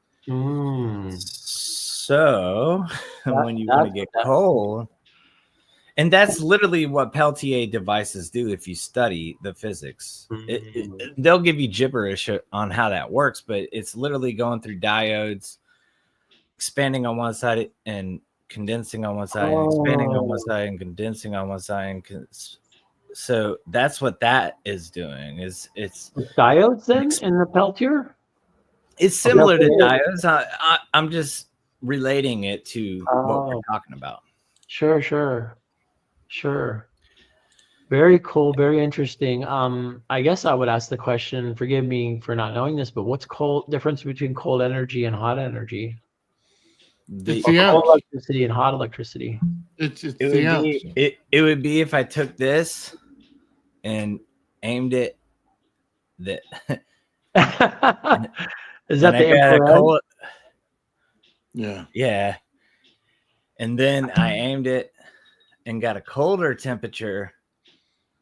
Then you know you're having an endothermic reaction. Well, hold on. Let me get to the fundamental part. It has no resistance, Shawn. So if a field has no resistance, it can't build up any energy in there to hold it back. And that's the difference in negative and positive. The positive is pushing your amperage through the circuit, so it's going to have resistance everywhere it goes. The negative is pulling the voltage field through the circuit. So it's acting as a vacuum to it, pulling it through so the heat can't build up anywhere.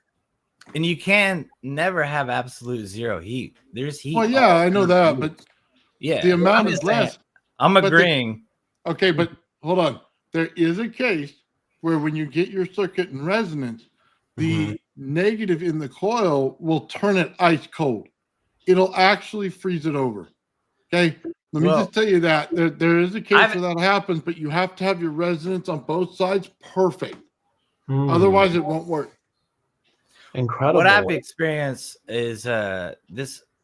He was an old presenter, but and I'm probably not going to remember his name correctly, and I wish I knew his Mark Bellinger. Okay, he did this stuff with relays, and he showed that the relay switch would literally freeze. Wow, incredible. So right? How would I go about creating cold electricity? Like, yes, what would be a circuit? What do we do when we refrigerate stuff? You need the rapid expansion, right? It's called an expansion valve. You need a phase change. You need to compress it on one side and have an expansion valve to release the pressure into an environment that will absorb the heat from that environment. Okay. Just like refrigeration, but refrigeration also has counter current exchange. That makes it more efficient. And that's where Tim Shawn and Heliarch get into. You know, because the counter current exchange is just the same thing. Just picture a refrigerator, right? Yeah. Whenever it goes through the condenser and releases the heat, right, it first goes through a counter current exchange, and then it expands rapidly into the evaporator coil to cool it. And then it goes back through the counter current exchange. Because I know that. It makes it more efficient to have the counter current exchange. Nice. You know, so you're not, most people think you just compress, expand. They don't think about the counter current heat exchanger. That's interesting. Yeah. Because it literally cools it as it's coming in. It's amazing. Wow. One of the guys in the chat, QUODTN, says cold farts are stinkier. They're more dense. They probably linger. Oh, yeah, when that milk was hot poo. It's like a fart cloud. Like, oh my goodness! If it were hot, at least it would like. Bring me in for the dense farts, why don't you? I was hoping you would. Speaking of smelly topics. Hey, that's all right. I like it. Right? So who's going to be the first to record themselves setting one of their dense farts on fire from an electric, right? Nathan, I could go there. Nathan's a leader. Man, I did the chicken wings. Come on now. Yeah. I'll give it a shot. Hey, that's the perfect fuel for the fire now. Yeah, he did put out fire. Oh, wow. Oh. What are you working on, Bernie? Well, I'm working on a few things. I actually just put together a proposal for try to get myself some more funding so I can actually make it to Tesla Tech to present this summer, as well as to finally get some of my materials shipped to some labs that actually have the equipment to test it and prove what not just the monoatomics are, but I suspect the hydrogen electric charged particles are, as well as the oxygen magnetic charged particles are. Hey, if I may cut you off, Shawn, if you're feeling like you want to relax, like you can join chat. You don't have to. Yeah, you know what I mean. I hate to interrupt. Thank you for that, Bernie. I'm on the edge of my seat. I can't wait. I'm feeling a little low energy, so. If you guys don't mind, You did great. No worries, Shawn, and absolutely great presentation, and prayers with you with your health. And I too have to go get going myself. I just was stopping in to say hello, as I got another stream coming up in 15 minutes. But amazing work, all three of you. Appreciate that. Take care, guys. Hey, take care in the chat. Much love. Thank you, guys. Thank you, Shawn. Thanks, Shawn. The crafter. Thanks, Bernie. Crafter is the man. Bernie, so 15 minutes. Do you mind if I join you? It's a different sort of one, but maybe halfway through. Actually, there is some occult stuff. So yeah, I'll send you a link for sure. Actually, do you know Paranoid American? It's going to be with Thomas, Paranoid American. It's not really the technology side of stuff. It's more just the occult knowledge. He was a I can go there too, though. You know, yeah, I can go exactly, right. And he worked at Disney. I call him my dark Disney source. So yeah. Nice. I'm down. On that note, love you guys, and yeah, I'll send you a link, Jarvis, for sure. Thank Right you. on, guys. Thank you. Oh man. Hey, real quick, the patent, you said you go ahead and just let everybody have it, huh? Well, like I said, if it weren't for people that believed in me, and if I think that Shawn would be okay with it, I would rip it, because I want to be the second person like Tesla to have something and give it away, you know. And the importance is understanding the other side of the coin. You know, we're just trying to open people's minds and let them know that there's just not permanent magnetism, there's permanent electric. And you know, it just helps people. And as long as Shawn doesn't mind, like, that was my original goal, was to just literally publicly, when it comes time, to rip it, because I think Tesla was a hero, and he ripped his patent with Wardenclyffe, you know. Yeah. And certain things belong to everybody, and all it is, you know, the method. You know, you can patent systems and methods, but the materials are available by God, everybody. And you know, the system, I want to teach, I'm a good mentor, but it belongs to everybody. And I got to talk to Shawn about that, but I will rip it. I mean, well, I'll just be honest with you right now. People like the journey. So if you started yeah, out small with just a simple wax one and show people just a yeah. general idea of an electric first, I'm working in the background on stuff like that. yeah, that's what I'm saying, though. It's one of those things where it teaches people along the right way so that they Right. learn why things are working the right way. And Yeah. then you can, decide on your patent later, but it'd be a great understanding for the rest of us that don't understand as Yeah. much. It's to kind get of there. either way, you know. I'm not in it for the product to develop it to its fullest. So Mhm. if it takes investment to get this going, let's do it. If it takes me ripping it and saying, I'll teach you how to do this, I'll do that too. You know, so it's a fine line, you know, but I'm prepared to rip it. Because Well, Tesla, it was like, shoot, what if I just like, yeah, like I said, man, show people, some of the tech coming up and then, decide later, but at least get people well, going. the series, I was thinking about calling it Magic Static Gadgets, you know, and just have a series of where, imagine there's this static thing like a magnet, but it's not a magnet. And alchemists and the history, people don't even know the history. Like Electra was the first name for electricity, named after amber. Like, it was named after amber because you would rub the amber and it would have an electric field. All of electricity is based off this, but what we're trying to do is produce a permanently charged one, just like a magnet. You know, that's the difference.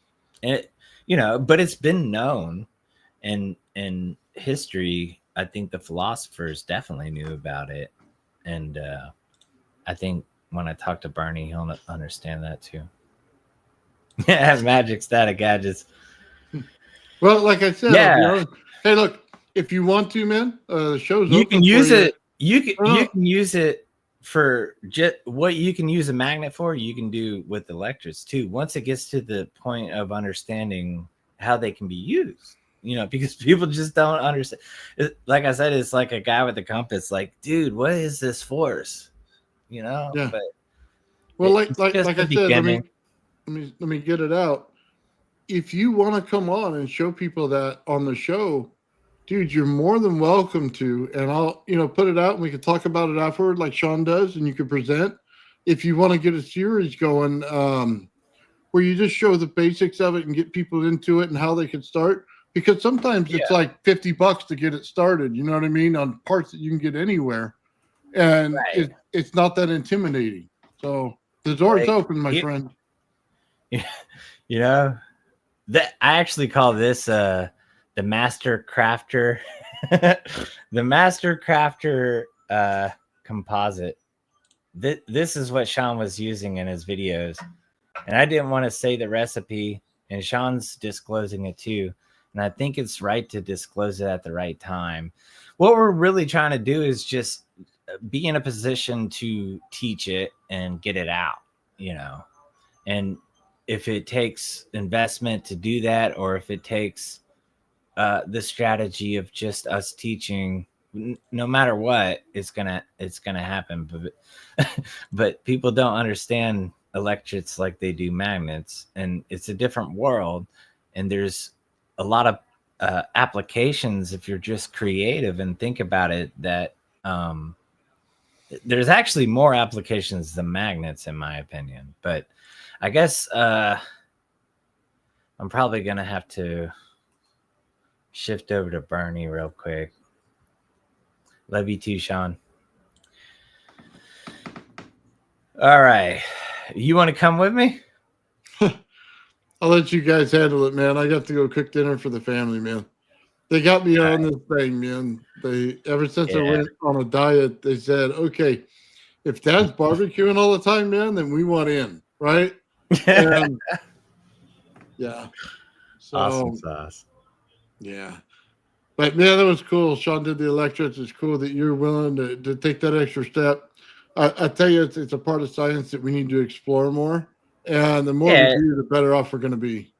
It's just something that most people are unaware of, even engineers. I've been in the field, and it's cool to know something different, and you don't know where it can develop, and it's really just, I wish everybody would be interested and try it, because it could make the world different. Yeah. What if we had magneto electrets? I just see it being important, and I will rip the patent. I don't care about money. I really don't. Like, honestly, I want to rip the patent, but I got to talk to Shawn about that. But thank you for having me on. Yeah, not a problem, man. Thank you for coming on.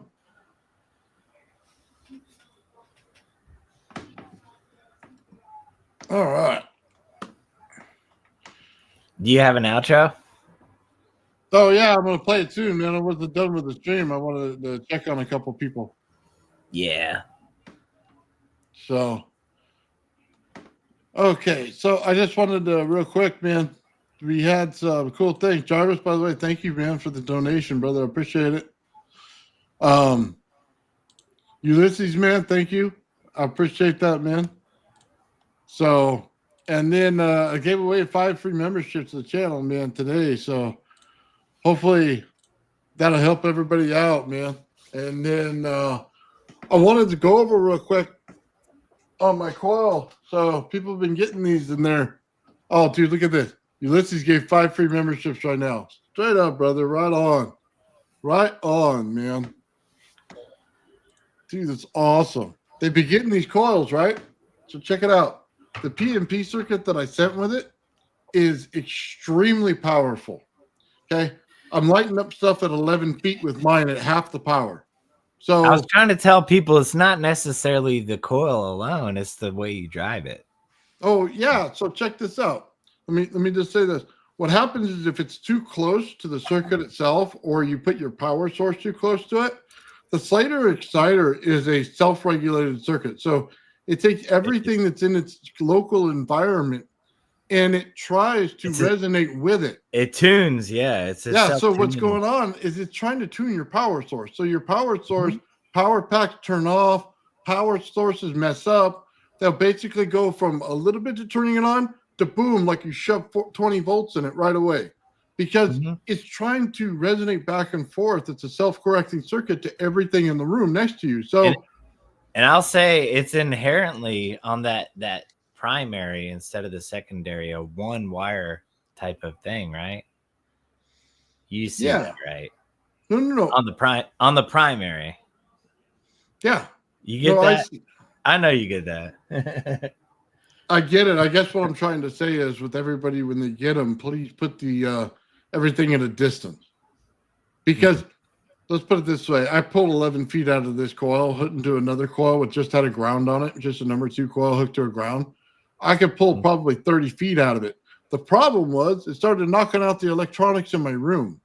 So my Fire Stick TV had to get reset 3 times in order to get it back. My computer had malfunctions in it everywhere. This circuit is mean, dude. It resonates with other coils. You're like a broadcast station when you fire. Yeah, it basically is. So that was, dude, it was at 20 volts. It's like you want to like scramble, you could have like a scramble, like yeah, dude, seriously. Like I said, it's 20 volts going in, man. It's all it took to do that. Yeah. 40 volts going in is the max of the circuit. So it's a monster circuit. There's only 2 parts to it. I mean, it is literally a transistor. Brilliant. Yeah, and it's a resistor. That's it. When it comes to a drive system, I'd have to say that's one of my favorites that you have done there. And everybody knows the Tesla coil, but the drive circuit is very important. And it's really cool what Nathan did there. Like, I know he has past videos, and I don't mean to say search through them, but he's had videos of showing the PNP and how to use it properly over at NPN, and most people choose the NPN, and it's really he does a bang up job. They get half the power is what they're getting. Yeah. If that. Yeah. So real quick, Faraday cage, by the way, works great for AC Tesla coils. Okay. Where you get in trouble is sometimes if you're pulling the field from the center of the coil, it won't work at all. A Faraday cage is completely useless when you're doing that. It'll go right through it like it's not even there. Yeah, sometimes, from the center. You use a brass rod too, right? Yes. Yeah, brass is cool. Well, hold on. But the better way to pull it, okay, just so you know, is you have to take an insulated wire and put it down the center of it. Because it works harder to get in there to that wire itself through the insulation, it makes the energy colder. As it makes the energy colder, it makes it work better to pull the vacuum harder. Because you got to remember the inside's working on the impulse, the outside's working on pulse. What would you think about taking the brass rod and spraying it with some acrylic spray or something? Yeah, you could do that, but you're not going to get the insulation. You might as well just put shrink tube over it. You're better off just getting some shrink tube would be good. You work with some different insulations on the wire and change it. Shrink tube would be good too. Yeah. I see what you're saying. You got like with the refrigerator. Think about it. So most electrical insulators don't conduct heat very well. Okay, but alumina is a very good electrical insulator that conducts heat. So these things can be used on the compression cycle to expel the heat before it goes through a countercurrent exchange, the expansion to the evaporator. You get what I'm saying? Like true cold current takes a process, but it's no more difficult than a refrigerator. If you understand the most efficient refrigeration cycle using countercurrent, it makes a lot more sense. Yeah. So, check this out. I gotta say this too. Sorry. This coil, why it works so well? You see the primary on this, the plastic? Let me tell you this. This plastic is the greatest thing in the world. The distance between each one of them is set perfectly. Now, that's right there is half the game. Because each one of them represents a different area where it oscillates out, right? But as they're set perfect in a perfect oscillation circuit, these become the most important thing in the room. This right here and this right here are matched perfectly. You got enough room if you wanted to alligator clip it on there. You could do that too. You know what I mean? Oh yeah, well I use a little clip that I built myself that All works right. perfect on there. Goes hugs that thing Yeah, perfectly. because you can go around the base and get it just in the right position. Mm-hmm. You left enough space for that. Oh Yeah, yeah, I get it. I'm gonna like I understand the engineering. Like honestly, you're one of the best builders and you're one of the best group people. I mean, it's important to have a group, and I don't know. I feel like you're a good chief, man. You're a good captain. So I appreciate the platform you provide. You really help us get together, and brilliant people in chat and everybody working together will get there. It can't be an individual thing. I believe. I believe everybody's just got to work together. We'll get there. It's a yeah. group effort, though. I think. I think so too, man. Look, everybody that comes on, man, gets to say their piece. I don't argue with people when they come on. I try to find common ground with everybody and just get to the point. You know what I mean? So everybody has it. And yeah, Tim was on me the other day trying to get extra information, right? Well, yeah, that's kind of my job, isn't it? But to be honest with you, man, that whole thing he did. So I had on Mike Faraday's channel, just shout out to Mike and League of Extraordinary Inventors. I had like 10 minutes to talk to Tim. And dude, it was like the most enlightening 10 minutes of my life. And then we had Heliarch was on several times with me, right? Talking about the Meg and stuff like that. And these two are together. And I'm like, okay, no, we got to do this, right? They asked me to call some other people. I said, no. These two only with me. We're going to get this right. And then, dude, it was a bomb. Dude, we did 4 hours. That thing was just amazing.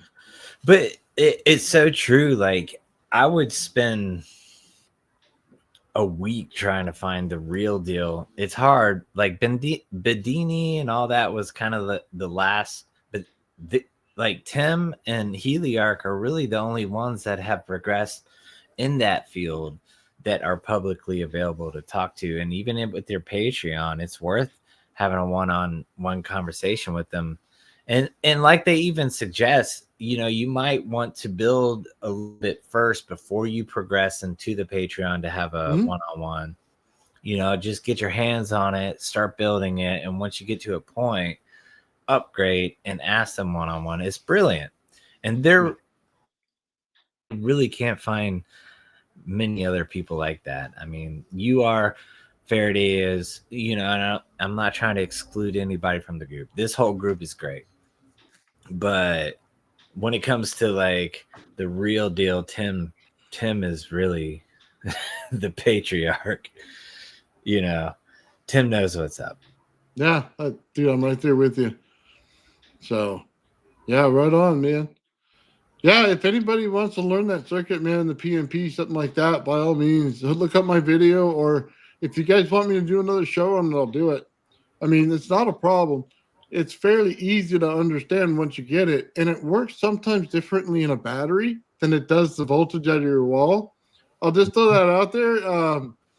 It's a different experience, let me tell you that. If you really want some cold currents going on, if you want some cold electricity going on, your battery works a bit different than it does in your wall plug.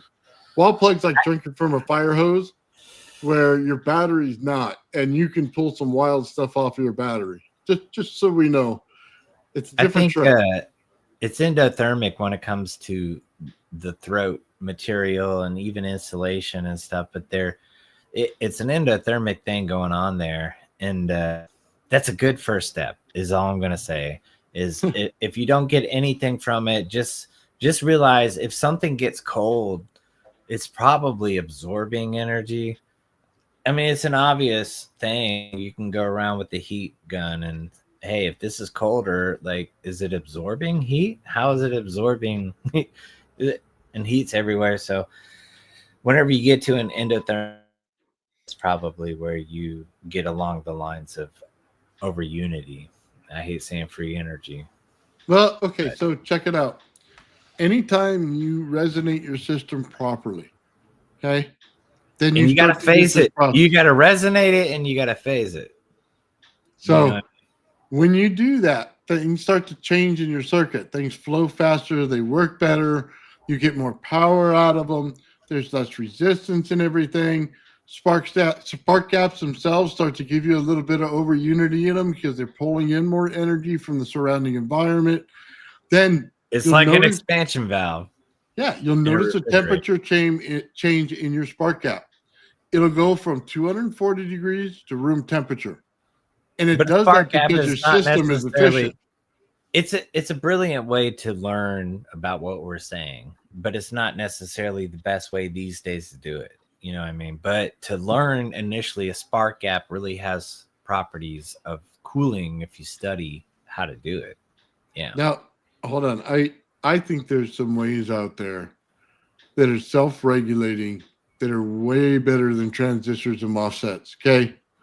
And it has to do with the amount of energy you can put through them. Like a spark gap's a beautiful thing, right? A contactor is a beautiful thing if you understand what it's doing, and you can get higher energy out of it. So, I would say what along those lines, Tim Chong kind of nailed it on the head. Having a magnet and spin spark gap, that's pretty much a high voltage, high current situation you got going on there. But hold on, he told you he had magnets in between them, so he was quenching between each cycle.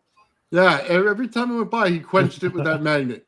You got to pick up on what he says. That's why I'm like, Tim John, dude, I know what you're saying, dude, and he just listen to him.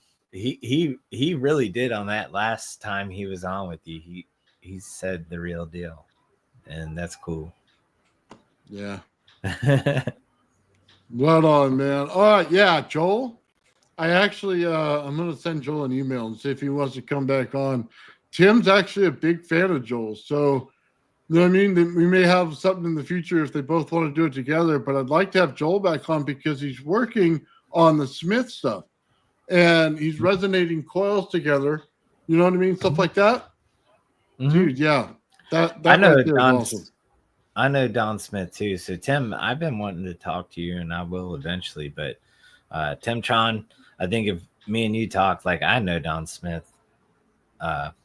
I'm not gonna say better than Joel, but I know Don Smith pretty well because I've studied a lot of Tesla and it's a lot like Tesla. So hit me up. But the thing is, Tim would one up me. He'd be like, dude, I already know this too. You know, so it's pointless. Tim's a boss. I'm just saying. Well, let me tell you what makes it great. It makes it great for interviewing someone because I just have to shut up and listen. You know what I mean? Yeah. Ask one or two questions here or there, and that's it. He's got the show. Tim's the man where I shut up too and just be like, dude, Tim. Yeah.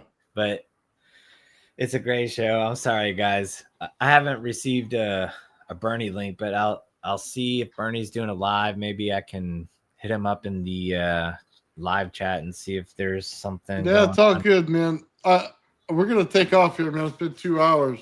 And Shawn did an awesome job today, brother. Shawn did. Yeah. I love the fact that when he comes on the show and does it, man, just does his thing. He does such a good job. I just think like a year on a provisional is a sharp curve. And that's hard, like, you know, because a lot of people have to learn that. And he's just a brilliant guy, man. I just think he's amazing. He's the best partner I could ever ask for. Yeah, dude, I agree with you. He's totally like on it with the Tesla Coil with me and takes care of me, you know what I mean? And it shows me things I don't even know. So right on, man. All right, guys. With that said, man, I just want to thank everybody in the chat. You guys are awesome. Thank you for the great show. Thank you, Shawn. Thank you, Jarvis, for coming in. Thank you, Bernie. Guys, awesome show. Have a good night, guys. Good night. The old man real. The old man real. The old man real. The old man builds. The old man builds is broken in the head. People not seeing reality has put them in the red. Where conscious and spirituality restricted from the norm and replaced with the ignorance of basic magnetic form. The geometry of God keeps running through his head. That's what makes old man builds broken in the head. The old man builds. The old man builds. Spheres of destiny are spinning in his mind, making him travel back and forth in time, battling the establishment for just a little recognition, has him forcing the world to understand his premonition. That world will have all the technology in the end, even if it means his life will fail to instead. The old man builds. The old man builds. The old man builds. The old man builds. Fears of destiny are spinning in his mind, making him travel back and forth in time, battling the establishment for just a little recognition, has him forcing the world to understand his premonition. That world will have all the technology in the end, even if it means his life will fail to extend. The old man builds. The old man builds. The old man builds. The old man builds.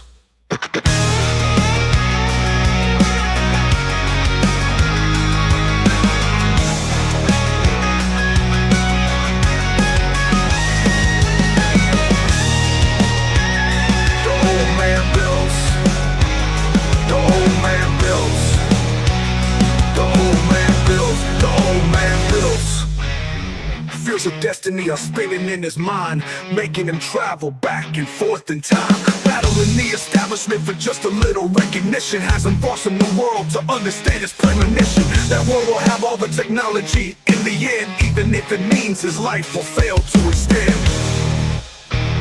The old man builds.